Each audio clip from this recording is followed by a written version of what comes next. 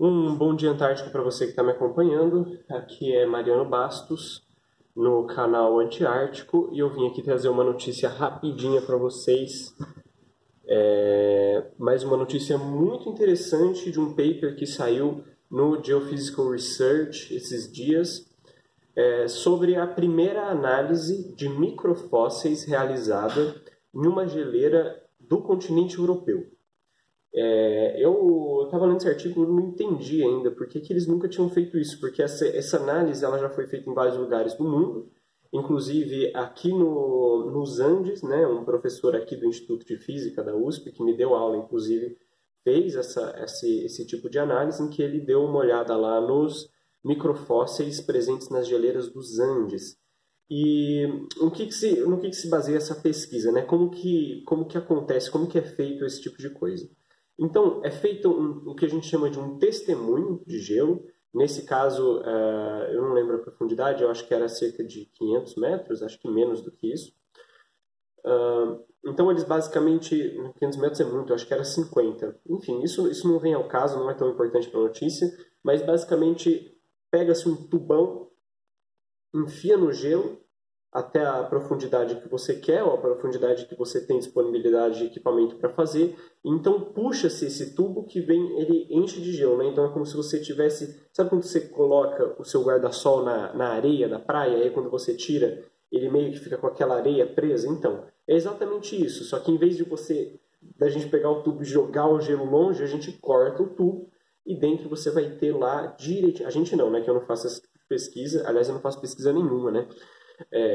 Então eles abrem esse tubão e dentro desse tubão vai ter lá um testemunho que a gente chama, que é um cilindro de gelo em que a gente consegue analisar as camadas, né? Então a gente sabe, por exemplo, que as camadas mais profundas são mais antigas e a gente tem diversos métodos de datação, inclusive a própria deposição do gelo, para saber de quanto tempo atrás é aquela análise. Então a gente pega uma daquelas camadinhas e vamos analisar então quais microfósseis tem ali e como eles vão variando de uma camadinha para outra. Então a gente consegue ver eventos que aconteceram na atmosfera e até mesmo na Terra que ficam marcadas nessas diferenças entre um microfóssil de uma camada e outra. E o que são esses microfósseis? O que a gente chama de microfósseis? São várias coisas. São fósseis pequenininhos.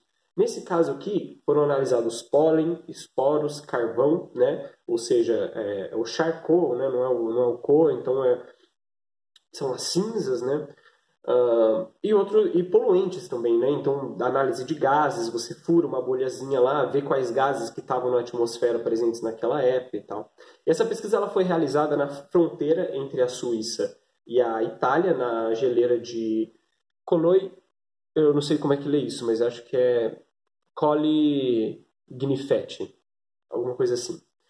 E os resultados dessa pesquisa foram muito interessantes, porque muitas coisas que a gente achava que aconteceram mais recentemente, na verdade foram jogadas para trás. Então, o que eles fizeram foi ver essas mudanças nos microfósseis e comparar com a literatura, comparar com a história, a historiografia da Europa para marcar esses eventos. Então, muitas coisas foram encontradas lá. Por exemplo, né, a microera do gelo, que aconteceu no século passado, não vou me lembrar a data agora, ela estava marcada nessa geleira com a diferença entre microfósseis e outras coisas mais importantes também. Então, por exemplo, a invasão de plantas no território europeu foi jogado para mais de 100 anos para trás. Então, o que se achava que tinha acontecido há 200, 300 anos, parece que aconteceu bem antes. Então, isso é muito importante para a gente entender o processo, né, o processo de colonização desses ecossistemas europeus, né? Então, se a gente sabe que aconteceu muito antes do que a gente imaginava, né, a gente consegue remediar melhor os efeitos, entender melhor os efeitos ecossistêmicos dessas invasões, né? E outra coisa que é o chamariz todo da notícia, que é que jogou-se para quase 100 anos, né? 60, 70, 80, né? 80 anos para trás, a poluição da atmosfera europeia. Então, o que aconteceu é o seguinte, a gente imaginava que a queima de carbono, né, a queima de combustível fóssil para gerar energia, tivesse começado na Europa em 1850. Mas essa pesquisa mostrou que talvez ela tenha acontecido muito antes. Então, essa é a primeira análise que a gente faz de uma geleira no centro da Europa, no continente europeu. Então, a gente consegue falar, ó, a gente tem evidências de que estava se queimando combustível fóssil aqui desde 1780. Então, isso muda tudo na modelagem do clima. Então, como que funciona a modelagem do clima? A gente tem os dados passados, a gente sabe desde quando a gente tem queimado o combustível e a gente faz uma estimativa de quanto carbono está na atmosfera agora. Se a gente começou a queimar quase 100 anos antes do que a gente previa, quer dizer que tem 100 anos a mais de carbono na atmosfera, o que atrapalha muito na nossa modelagem para a gente saber o que vai acontecer no futuro, saber quanto tempo a gente ainda tem para se recuperar dessa crise climática, ou melhor, para a gente remediar ela, porque ela já está acontecendo e não tem mais o que a gente pode fazer, né? E algumas outras coisas também, né? Essa geleira, o que acontece é que ela está muito alta, né? Ela está a 4.450 metros de altura, o que garante que ela não tenha derretido ao longo do tempo. Porque você pode pensar, bom, então a gente tem o gelo que vai se depositando em camadas, mas o que acontece se esse gelo derreter? As camadas elas vão se misturar. E se as camadas se misturam, a gente não consegue mais saber o que é de quando, né? Mas, por essa geleira estar num lugar muito alto e não ter registro de retrocedência dela, a gente sabe que aqueles núcleos de gelo retirados, eles não sofreram com essa mixagem de camadas por conta do derretimento, né?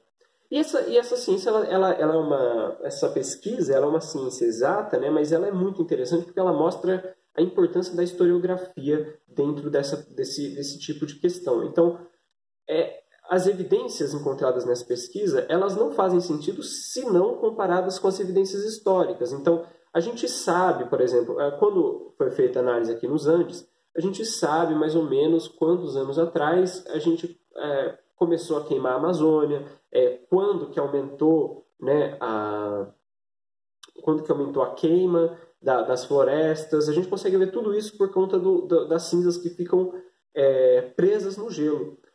Mas a gente não tem uma relativização, a gente não sabe o quanto, né, a nossa história está certa. O mais importante de tudo, a gente não consegue correlacionar com eventos específicos. Então, na Europa, os eventos, as erupções vulcânicas, a queima do combustível fóssil, a cultura, ela está muito bem documentada. A historiografia europeia, ela está documentada muito antes do que a historiografia americana e polar. Então, a gente consegue relacionar esses eventos, né, com a historiografia. Então, a microera do gelo, por exemplo, a gente consegue correlacionar os resultados, as evidências do gelo com a historiografia, erupções vulcânicas, a própria queima do combustível fóssil. Então, tudo isso acontece porque a gente está pela primeira vez analisando esse tipo de coisa lá na Europa.